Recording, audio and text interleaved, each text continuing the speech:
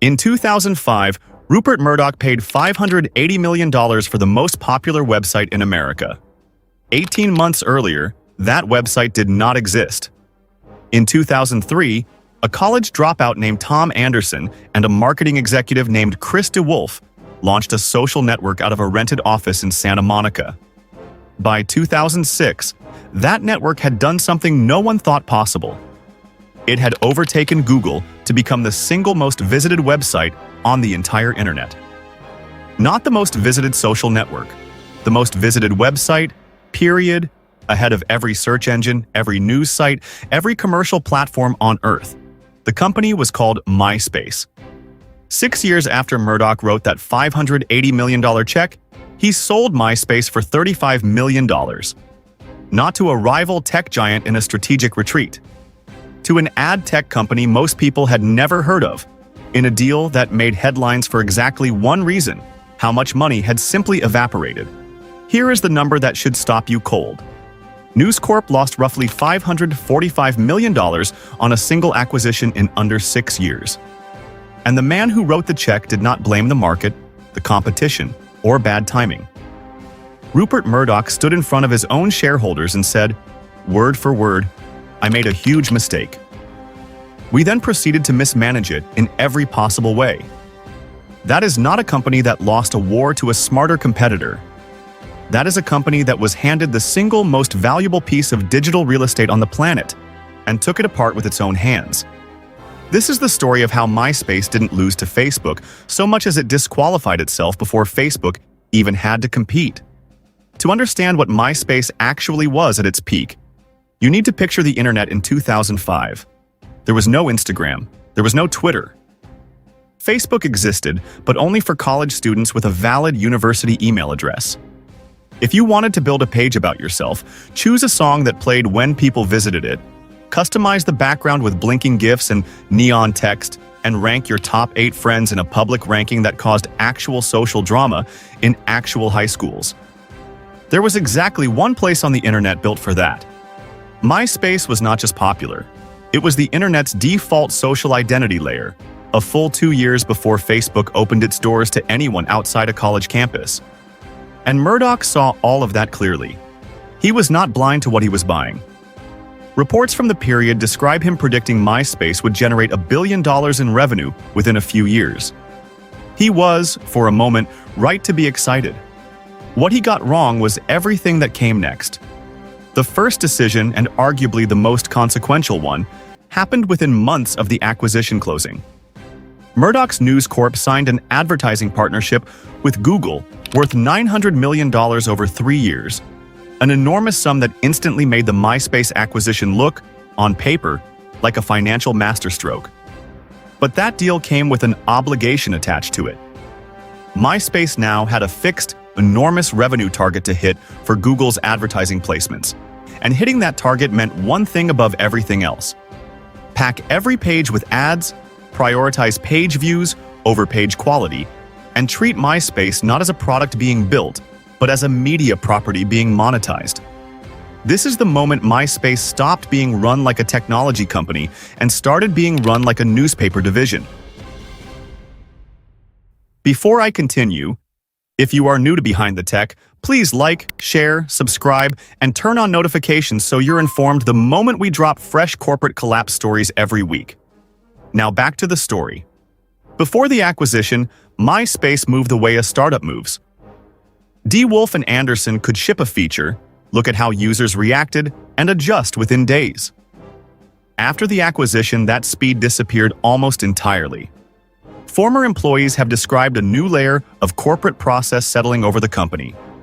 Legal review, executive sign-off, alignment meetings with News Corp's media divisions, turning what used to be a same-week decision into a months-long negotiation. Murdoch himself later admitted the company took, in his words, bad advice, and installed a layer of bureaucracy on top of a business that had never needed one to succeed. Here is what that bureaucracy actually cost MySpace in concrete terms. According to Murdoch's own later account, MySpace was on the verge of launching a video sharing feature months before YouTube existed. Think about what that means.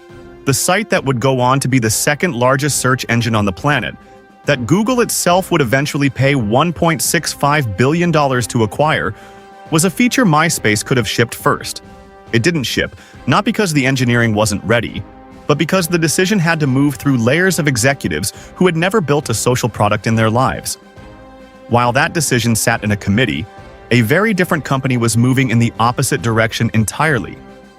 Mark Zuckerberg was running Facebook the way MySpace used to run itself. Small team, fast decisions, obsessive focus on one single metric that mattered more than advertising revenue: how often people came back. Facebook opened itself to the public in September 2006. It had no advertising deal forcing it to prioritize page views over experience. It had no layer of a media conglomerate slowing every decision down. It had one job: make the product better every single week. And there was a second technical problem compounding everything, one baked into MySpace's DNA from the very beginning. Unlike Facebook, which forced every profile into the same clean, uniform template, MySpace let users customize their pages with raw HTML and CSS. In 2003, that freedom was the entire appeal. A MySpace page felt like your bedroom wall, personal and chaotic and yours. But that same freedom meant MySpace's servers were rendering millions of pages built from user-submitted code of wildly inconsistent quality, much of it bloated, some of it outright broken. As the user base exploded into the tens of millions, that underlying architecture buckled. Pages that once loaded instantly began taking 10, 15, 20 seconds. Spam accounts multiplied because the same open customization that let you decorate your profile also let bad actors inject malicious scripts. Users didn't leave because Facebook outmarketed MySpace.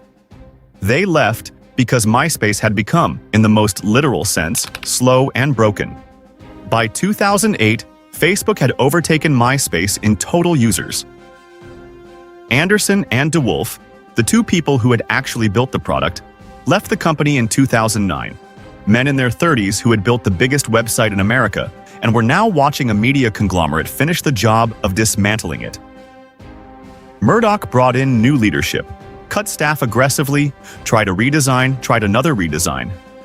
None of it addressed the actual disease. The site had been converted from a product into a revenue instrument years earlier, and no cosmetic relaunch was going to undo that. In 2011, News Corp sold MySpace to Specific Media for $35 million, a company backed partly by pop star Justin Timberlake, who joined as a minority investor, hoping to relaunch the site as a music-focused platform. The sale price was roughly 6% of what Murdoch had paid 6 years earlier. What makes the MySpace story different from most collapses we cover on this channel is the timeline. This didn't take 20 years, the way Kodak's slow death took 2 decades, or 30 years. The way Sears dismantled itself piece by piece across a generation. MySpace went from the most visited website on Earth to an afterthought in roughly 5 years, under the ownership of the very people who paid more money for it than anyone in history ever had. The technology decision here wasn't a missed invention or a rejected offer. It was simpler, and in some ways, more damning. A media company acquired a living, fast-moving technology product and immediately optimized it for the one thing media companies understand: extracting ad revenue today. At the exact moment its only real competitor was optimizing for the one thing technology companies understand: making the product itself worth coming back to tomorrow. Zuckerberg didn't out-innovate MySpace in any single feature. For years, Facebook was arguably the less interesting, less customizable, more boring product of the two. What Facebook had, and what MySpace lost the moment it was acquired, was the freedom to move at the speed its own market demanded, rather than the speed a quarterly earnings call demanded. Click here to watch Yahoo had Google for $1 million. They said no, because what happened at MySpace and what happened at Yahoo trace back to the exact same root failure. I'll see you there.